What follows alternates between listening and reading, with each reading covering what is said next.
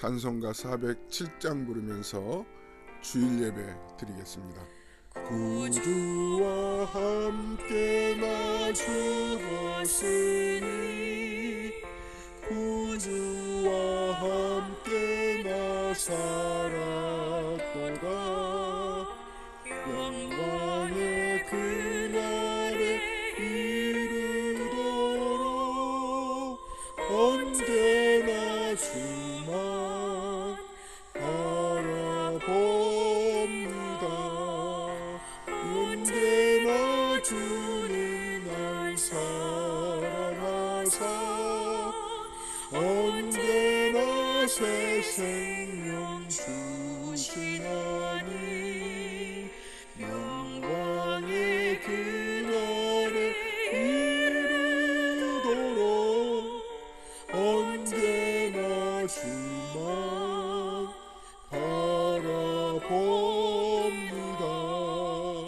마음속에 시험을 받을 때와 무거운 근심이 있을 때에 주께서 그때도 같이 하사 언제나 나를 도와주시네. 내 몸의 약함을 아시는 주 못 고칠 질병이 아주 없네. 괴로운 날이나 기쁜 때나 언제나 나와 함께 계시네. 언제나 주는 날 사랑하사 언제나 새 생명 주시나니 영광의 그날에 이르도록 언제나 주만 바라봅니다.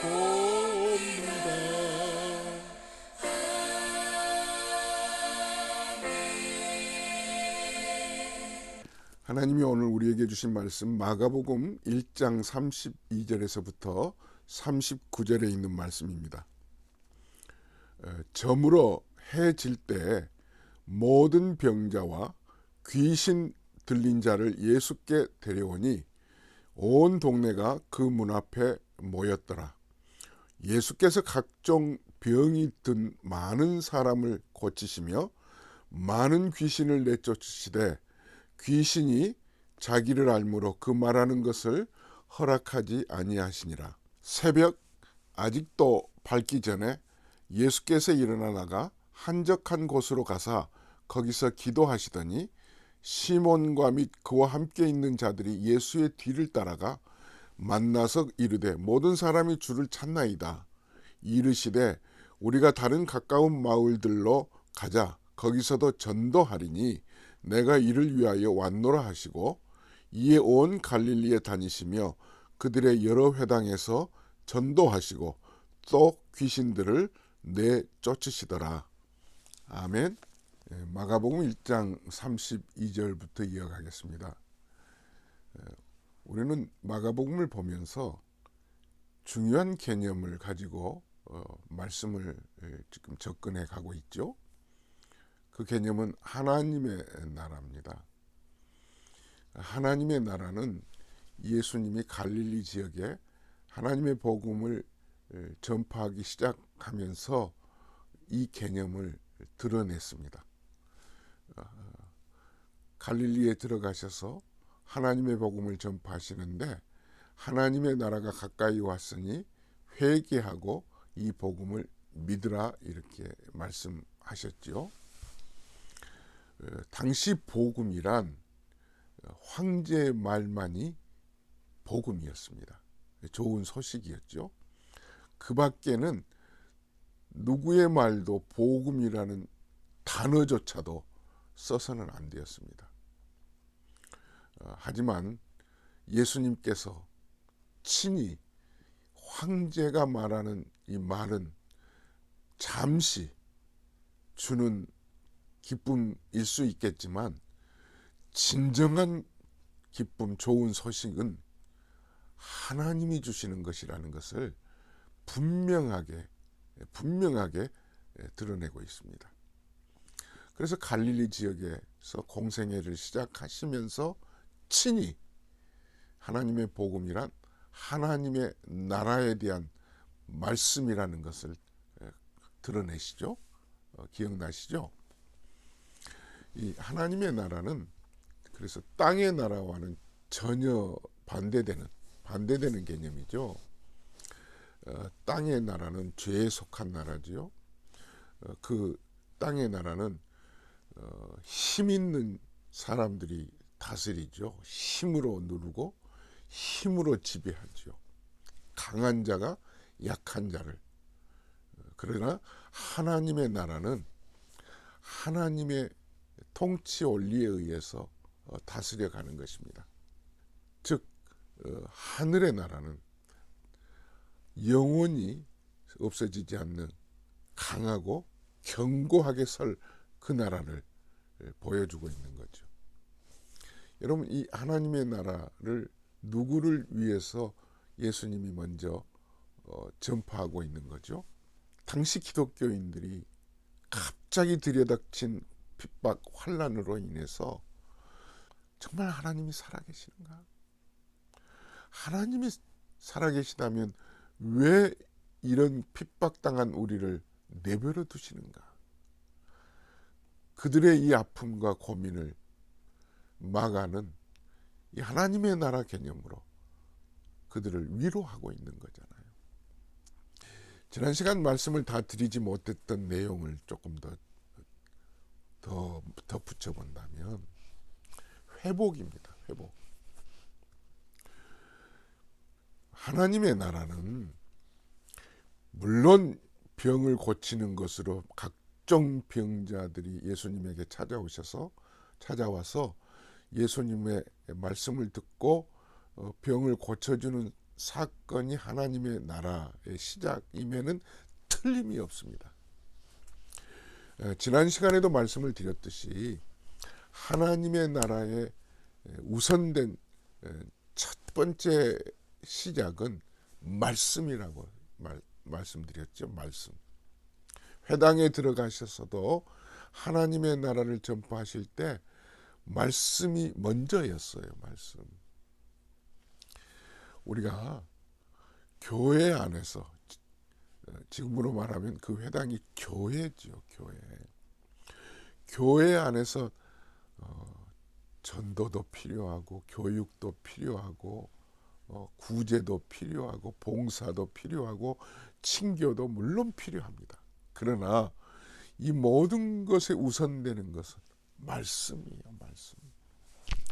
그 말씀이 사람의 말이 아니죠. 성경을 이용해서 자기를 얘기를 드러내려고 하는 그런 말씀이 아니라 진정 성경을 성경대로 풀어주는 말씀. 왜? 성경이 권위가 있거든요. 모든 성경은 하나님의 감동으로 된 것으로 교훈과 책망과 바르게 함과 의로 교육하기에 유익하니 이 하나님의 말씀은 그러므로 하나님의 사람으로 온전케 하고 모든 착한 행실을 할 능력을 갖추게 해주는 게 하나님의 말씀이잖아요. 아멘. 그러므로 이 교회 안에서 하나님의 말씀이 우선될 때 그 말씀을 통해서 회복하게 되는 거예요. 자, 장모의 열병을 고치실 때 예수님이 하신 동작을 보세요. 그 손을 잡아 일으키시니 이랬거든요. 그 손을 잡아 일으키시니.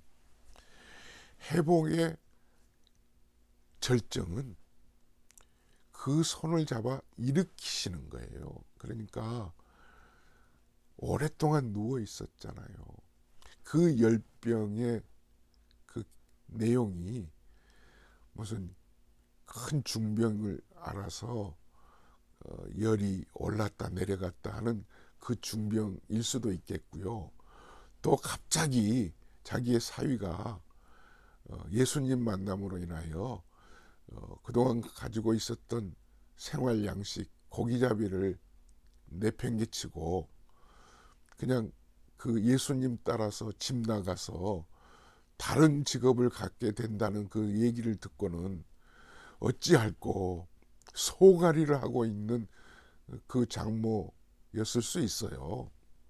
어찌됐든 그 장모의 병을, 마음의 상처든 육체의 질병을 고친 그 고침의 절정은, 그 회복의 최종 단계는 잡아 일으키는 거거든요. 그 손을 잡아 일으켰다고 하는 것은 부활의 의미를 담고 있어요. 그 언어의 뜻이. 결국 부활이라고 하는 의미는 죽은 자 가운데서 3일 만에 다시 살아나셔서 다시 살아나신 거거든요. 이게 최종 회복이에요. 인간의 마지막 단계 회복은 하나님의 형상으로 다시 돌아오는 거거든요. 우리는 죄로 인하여서 하나님의 형상으로 지음받아 흙을 빚으셔서 생기를 불어넣어 주신 그 하나님의 성령으로 만들어진 존재인데,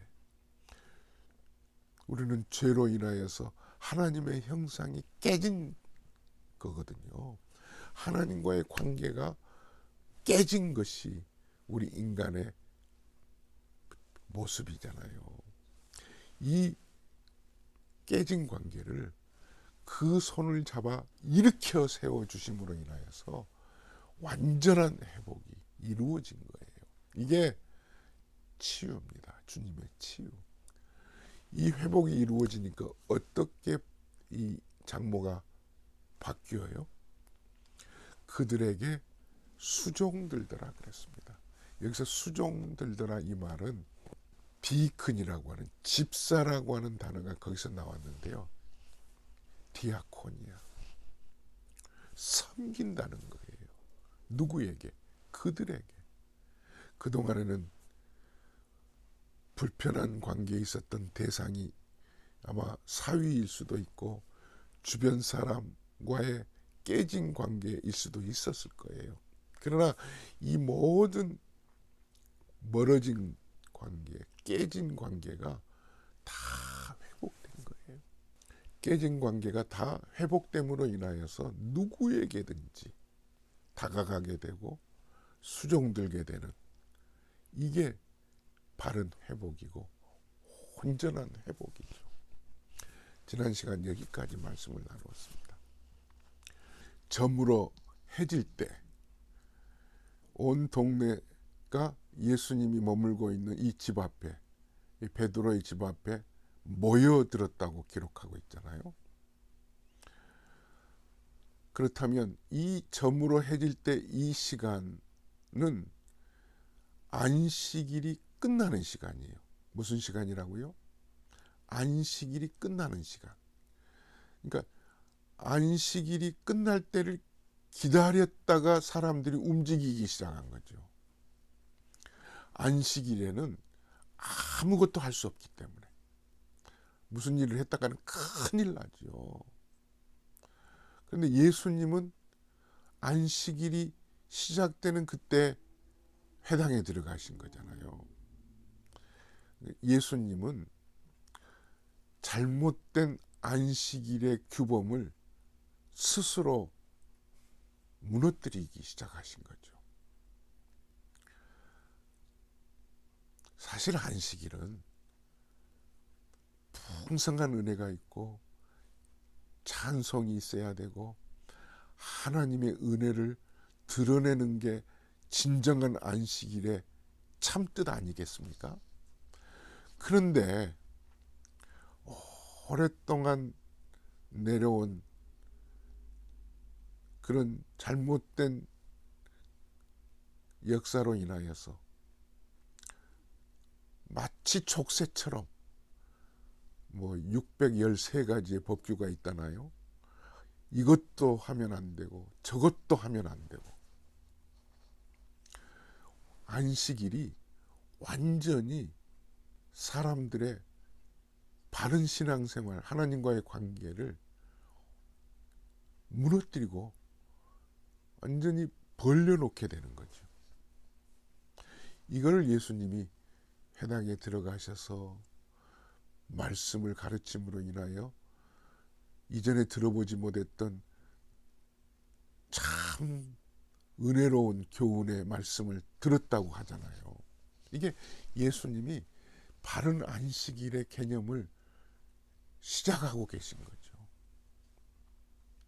그리고 장모의 집으로 찾아와서 그 열병을 고치는 것 자체가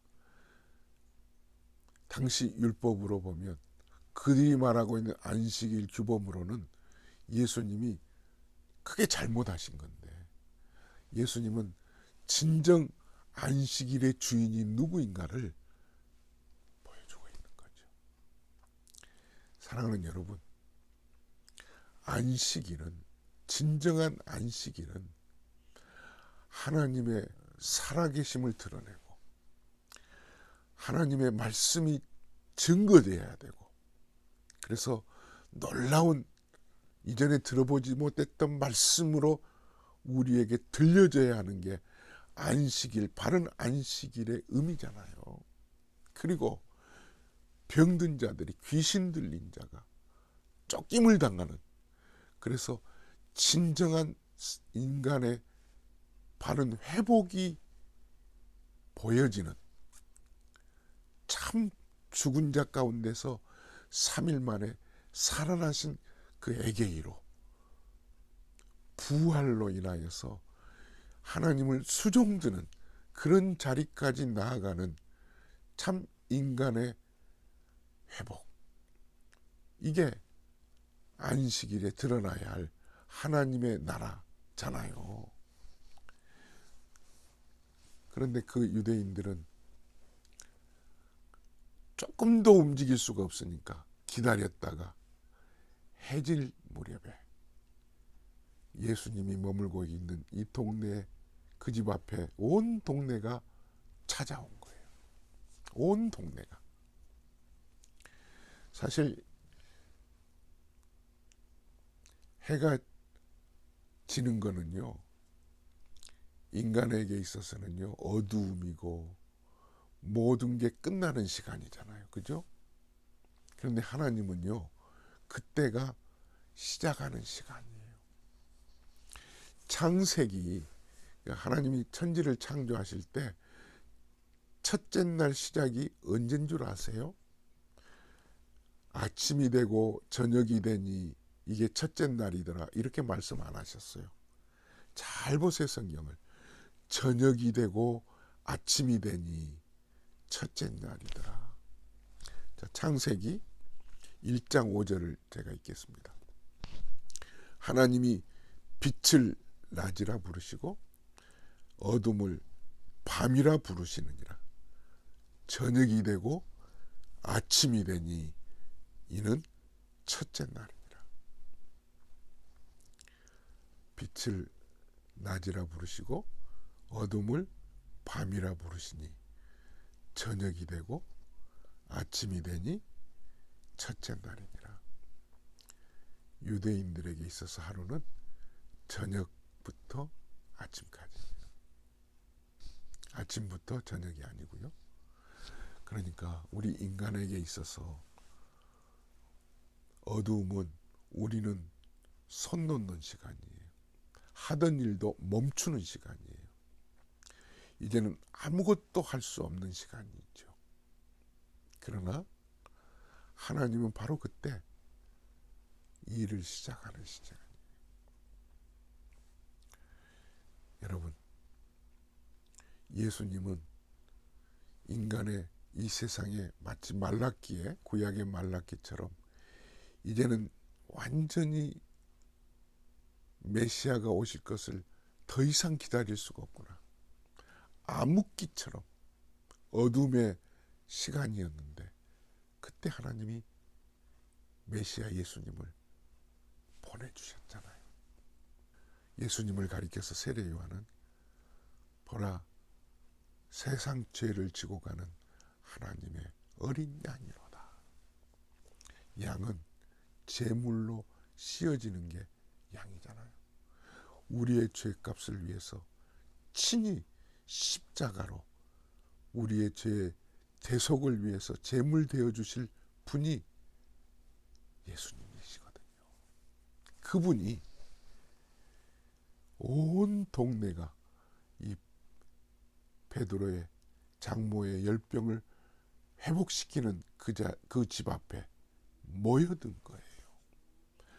우리는 어두운 시간이기 때문에 아무것도 할 수 없지만 예수님은 그들이 이제 안식일이 막 끝나고 나니까 모여든 그들을 치유하십니다. 여러분, 진정한 안식은 치유를 통해서 이루어지는 거거든요. 하나님의 나라는 말씀으로 인하여서 시작되고 예수님의 손길을 통하여서 일으켜 세워주시니까 치유되는 게 그게 진정한 회복입니다. 그런데 여기서 보실 때 온 동네가 집 앞에 모였다고 했잖아요. 사실은 온 동네 사람들이 모이는 거지만 마가가 쓰고 있는 기법 중에 하나가 늘 이렇게 대조한다거나 대귀절로 이것과 이것을 바로 우리에게 선명하게 보여주기 위해서 쓰는 단어라든가 귀절들이 있거든요. 그 중에 하나가 온 동네와 그리고 그 뒤에 한적한 곳, 예수님이 한적한 곳으로 나가셔서 기도하셨더라. 온 동네는 어떤 곳이에요? 시끌벅적하는 곳이잖아요. 사람들이 소란스럽고 다투고 병으로 고통을 당하고, 그러나 이 한적한 곳은 광야라는 뜻이거든요. 이 광야, 이곳은 하나님을 만나는 곳이에요. 아무것도 없는 곳이에요. 누구도 기댈 수 없는 곳이 이 광야 한적한 곳이잖아요. 그곳에서 예수님이 무엇 하셨어요? 기도하셨어요. 기도했다는 것은 하나님 만나는 곳이잖아요. 사랑하는 여러분, 예수님은요, 처음 하나님의 복음, 하나님의 나라를 말씀하시기 바로 이전에 어디에서 하나님의 역사를 만나셨죠? 광야잖아요. 먼저는 요단강에 나아가서 세례 요한으로부터 세례를 받으신 이후에 거기에서 성령이 비둘기처럼 내린 사건을 경험하시고, 그리고 바로 어디로 나가세요? 광야로 내몰리셔서 그곳에서 사탄으로부터 세 가지 시험을 받으시잖아요. 거기서 사탄의 시험을 이겨내시죠. 그래서 하나님의 천사들이 예수님의 시험 받는 곳에 내려오셔서 예수님을 돕는 것을 우리는 말씀을 통해서 보았잖아요. 그러니까 이 광야, 한적한 곳, 이 광야는 하나님만 의지하는 곳이에요. 이 한적한 곳에서 예수님은 나는 길이요 진리요 생명이니 말씀하신 것처럼 그곳에서 하나님의 나라로 나아가는 길을 드러내고 하나님의 은혜를 공급받아 다시 세상으로 나오는 곳이 한적한 곳, 광야예요. 특별히 예수님은 사람들에 둘러싸여서 병자들을 고치고 회복시키는 이 과정을 우리가 보면 제자들은 물론이거니와 많은 사람들로부터 박수받고 이 갈채가 있으면요, 사람 인간으로서는요 붕 뜨죠. 붕 뜨죠. 그럴 때 예수님은 보란듯이 그들을 뒤돌아서서 그들에게 뒤돌아서서 광야로 나갔어요. 광야로. 예수님은 어김없이 그들에게 둘러싸여서 그들로부터 칭찬이나 받고 있는 분이 아니세요. 왜? 그들을 치유하고 그들을 손을 잡아 일으키는 원동력은, 이 원동력은 광야에서 하나님과의 접촉을 통해서만이 가능하기 때문에 그렇습니다. 사랑하는 여러분, 우리의 삶은, 우리의 신앙생활은 온 동네 사람들과 더불어서 살아야 되는 게 맞아요.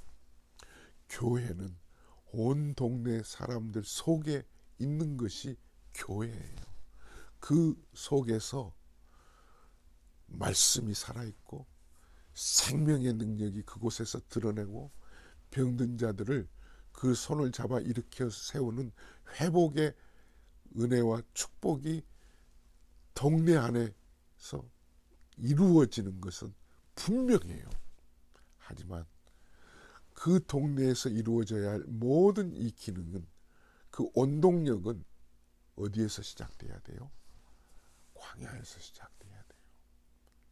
그곳에서 있잖아요. 하나님과 만나는 곳. 그 광야는, 한적한 곳은 아무도 없는 하나님과 나만이 있는 곳. 어찌 보면 외로운 곳이죠. 아무것도 보이지 않는, 길이 없는 곳이에요. 그곳에서, 그 광야에서 길을 내주시는 그 하나님의 은혜의 자리에서 하늘 문 여시고 내려주시는 그 빗줄기로 새 길을 내심으로 하나님의 나라가 시작되는 거예요. 로마는요, 로마 제국이 건설될 때 로마 군인들은 길이 없는 곳에 군사들을 앞세워서 길을 먼저 닫고, 그리고 뒤에 군인들이 나아가서 정복하고 거기에 로마 제국을 세운다고 그러잖아요. 마찬가지로 하나님의 나라, 하나님의 제국도 결국은 아무것도 없는 곳에, 한적한 곳에서 예수님이 하늘의 빗줄기를 통하여 새 힘을 공급받아서 온 동네에 들어가 병든 자들을 치료하고 그 손을 잡아 일으키는 부활의 기능을, 회복을, 능력을 드러내므로 하나님의 나라는 세워지는 것입니다. 아멘. 그러므로 사랑하는 여러분, 우리 개인적으로도 예수님처럼 회복과 하늘의 빗줄기를 이루어내기 위해서는 한적한 곳이 누구에게나 있어야 되는 거죠. 각 가정의 골방에서, 때로는 복잡한 일터를 떠나서 예수님은 스스로 한적한 곳으로 나가셨죠. 사탄에게 시험 받을 때는 하나님의 성령이 의도적으로 예수님을 그곳으로 내몰으셨죠. 때로는 내가 스스로 한적한 곳으로 가야 되기도 하지만 어떤 때는요, 내 뜻과는 전혀 다르게, 나는 여기가 좋사오니, 변화산처럼 여기가 좋사오니 할 텐데 하나님께서 아니야 하고 가기 싫은데 뜻하지 않게 외딴 곳으로 내몰 수도 있어요. 그곳에 가면, 그곳을 마주치면 이제 끝이구나. 이제 내 인생은 여기가 종착역이구나. 그런데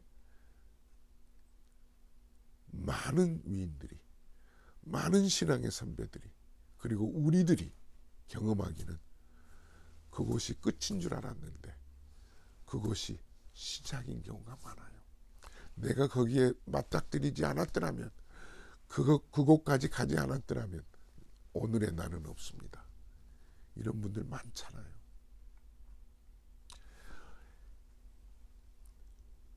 해질 무렵에 해가 지고 나니까 하나님이 일을 시작하시는 것처럼 저와 여러분들도 한적한 곳에서 하나님의 은혜의 빗줄기를 맞고 그 힘을 얻어서 새 일을 시작하여 하나님의 나라의 건설에 함께 수종드는 저와 여러분들 되실 수 있기를 주의 이름으로 축원합니다. 하나님 아버지, 그렇습니다. 우리가 할 수 없는 어둠이 짙어지는 해질 무렵에 하나님이 저녁이 되고 아침이 되니 첫째 날이더라 한 것처럼 안식일이 끝나는 그 시점에 온 동네가 예수님에게 모여 병든 자들이 고침을 받고 귀신 들린 자들이 회복되는 그런 은혜의 자리에서 예수님은 한적한 곳으로 나가 하나님께 기도했다고 하는 이 말씀의 의미를 같이 나누었습니다. 주님, 우리들도 스스로 한적한 곳으로 찾아가 하나님의 은혜의 빗줄기를 힘입는 그런 시간으로 세상을 살아가는 그런 원동력을 얻게 도와 주옵소서. 이제는 우리 주 예수 그리스도의 은혜와 하나님 아버지의 무한하신 사랑하심과 성령님의 감동 감화 충만하신 은혜가 하나님의 은혜의 시작점을 알아 그 빗줄기를 힘입어 살기로 다짐하는 모든 성도들 머리 위에 영원토록 함께 계실지어다. 아멘. 주 안에서 사랑합니다. 샬롬.